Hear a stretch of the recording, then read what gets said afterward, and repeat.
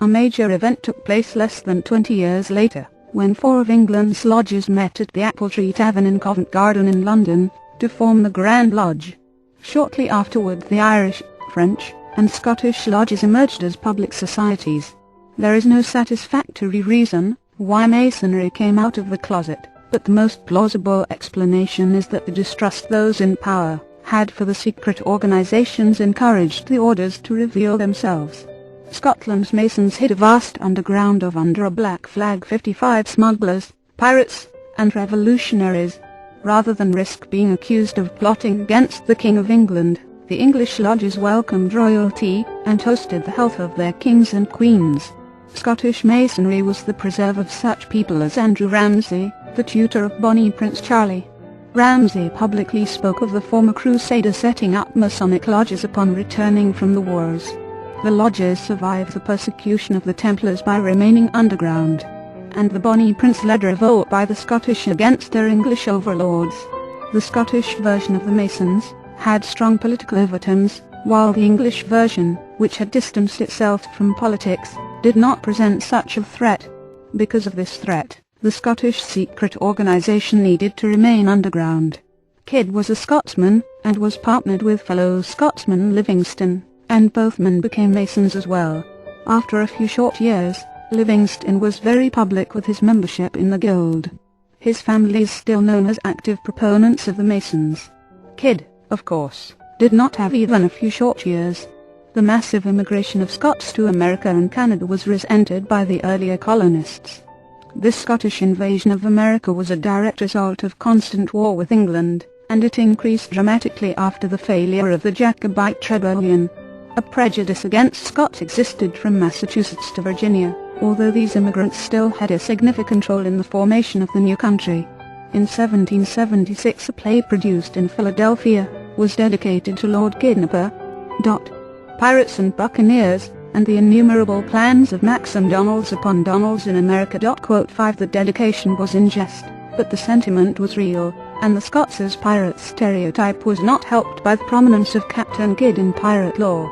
In August 1689 Kidd had been on the island of Nevis in command of a 16-gun privateer he had taken from the French. 2 years later, in another English expedition, his men, mostly former pirates, 56 piracy. A merry and a short life had left him ashore, and he lost command of a ship. Later that year he received another command, to take on the French. By the time Kidd arrived in New York, his reputation had preceded him. He helped build the First Trinity Church, and bought a lot on Wall Street. William Kidd, man about town, then married a well-to-do Dutch widow, Sarah Bradley Cox at Pointix. It was his wife's third marriage. In fact, the marriage license was received just days after John Ord, her second husband, died. Sarah Ord brought a nice dowry to the new marriage, including a house on Wall Street and another on Pearl Street. Kidd must have felt that he was a worthy catch, and titled himself gentleman on their application. Ord and Kidd lived in the fashionable part of town, their home complete with furniture and carpets that were imported from Asia. Kidd could have remained simply a gentleman, but he didn't.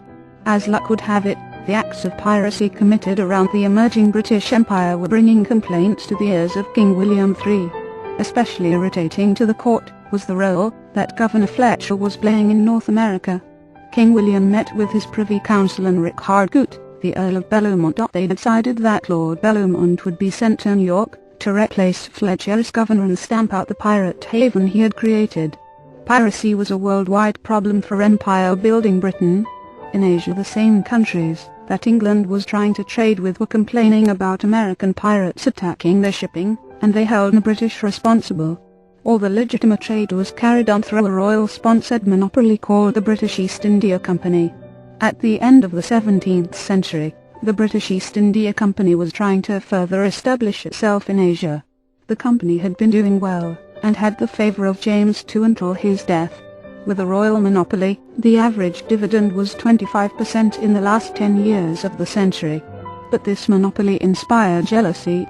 Other European traders, American merchants, and even pirates were hindrances to business. In the new market the British East India Company was trying to develop, it also did not help that the company had little under a black flag 57 the customer wanted. It introduced cheap opium, and tried to hold its own against invaders and pirates. Ironically, in this newly declared war against piracy, Kidd was enlisted to fight for the cause of the British. While visiting England with New York's most respected merchant, Robert Livingston, Kidd was introduced to Lord Bellomont, who desired the job of New York's governor. Livingston, Kidd, and Bellomont plotted to get rid of Fletcher. For his part in the deal, Kidd was commissioned to fight against the pirates. Pirates sailing out of New York, commissioned by Fletcher, frequently attacked the Muggles' ships. John Hoare actually attacked the British East India Fleet, and captured and burned 2 company ships. Tue's attacks on the Indian fleet caused rioting in the streets. The account of Henry Every's pirate crew kidnapping and raping Indian women, some of whom committed suicide rather than submit, caused the offices of the East India Company in Surat to be attacked by mobs. Several key employees were imprisoned, where they received harsh treatment during the 6 months of negotiation between the Muggles and the British East India Company. Several did not survive. Whatever the real intentions of Kidd, Livingston, and Bellomont, the plan was first to capture the pirate Hugh. Kidd, Bellomont, and Livingston would be entitled to whatever goods were taken in the process. The birth of an American dynasty. Robert Livingston built a dynasty as fast as he could, and in any way he could.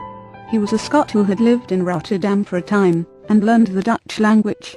He sailed to America in 1674. At that time the Dutch still controlled New York, and the largest patroon ship was owned by Nicholas van Rensselaer, who had joined another very wealthy Dutch family through an arranged marriage to Alida Schuyler. Van Rensselaer was the son and namesake of the man who had actually received the grants of land, and built the family wealth. Like many sons, 58 piracy, a merry and a short life of ambitious men, Van Rensselaer had no interest in the business or his upstate lands. Instead he fancied himself a mystic. He hired Livingston, an obvious go-getter, to run his empire,